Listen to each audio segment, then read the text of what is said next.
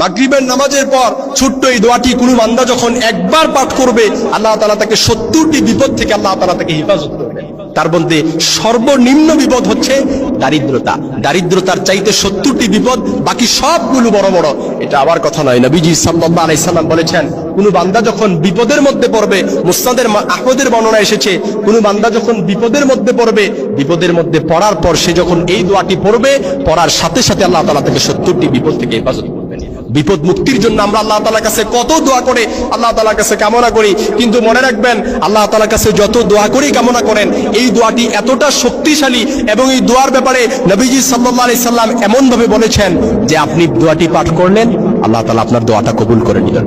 বিপদ মুক্তি, উদ্বেগ, উৎকণ্ঠা, পেরেশানি, যত যা কিছু বলেন না কেন, আপনার জীবনে কত বিপদ আছে আমি হয়তো নামগুলো সিলেক্ট করে বলতে পারবো না, কিংবা আপনিও কয়টা সিলেক্ট করবেন, 1, 2 থেকে 10টা 20টা আপনি সিলেক্ট করতে পারলেন, কিন্তু একটা নয়, 2টা নয়, 30 নয়, 40 নয়, 70টি বিপদ থেকে আল্লাহ তাআলা আপনাকে মুক্তি দান করবেন। এমন একটি দোয়া, যে দোয়াটি হযরত ওমর ফারুক রাদিয়াল্লাহু তাআলা আনহু বর্ণনা করেন, যে ব্যক্তি বাজার দিয়ে যাওয়ার সময় এই ছোট্ট দোয়াটি পাঠ করবে, সে ব্যক্তির আমলনামায় 10 লাখ নেকি লেখা হবে, তার আমলনামায় থেকে 10 লাখ গুনাহ মুছে দেওয়া হবে। সেই দোয়াটি এমনই কি, এই দোয়াটি থেকে পড়ার কারণে 70টি বিপদ থেকে আল্লাহ তাআলা তাকে হেফাজত করবেন। সেই দোয়াটি হচ্ছে লা ইলাহা ইল্লাল্লাহু ওয়াহদাহু লা শারীকা লাহু লাহুল মুলকু ওয়া লাহুল হামদু ইউহয়ী ওয়া ইউমীতু ওয়া হুয়া আলা কুল্লি শাইইন কাদির। এই দোয়ার শব্দটি এতটাই সহজ যে শব্দটি আর সাথে আমরা অনেকেই পরিচিত, নতুন কোনো কঠিন কোনো শব্দ নয়, যেটা আপনার অপরিচিত শব্দ। এটা আমি আপনি সবাই আমরা চাইলে, যারা একেবারে কোনো সূরা মুখে দিয়ে আসে না, জিহ্বা ভার হয়ে গেছে, তারাও চাইলে এই দোয়াটা আমরা কয়েকবার যদি আমরা একটু প্র্যাকটিস করি, আমাদের মুখ দিয়ে চলে আসবে, লা ইলাহা ইল্লাল্লাহু ওয়াহদাহু লা শারীকা লাহু লাহুল মুলকু ওয়া লাহুল হামদু ইউহয়ী ওয়া ইউমীতু ওয়া হুয়া আলা কুল্লি শাইইন কাদির।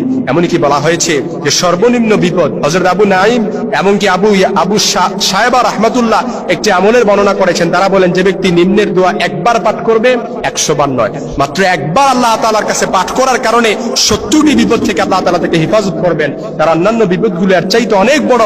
তার সর্বনিম্ন বিপদ হলো দারিদ্রতা।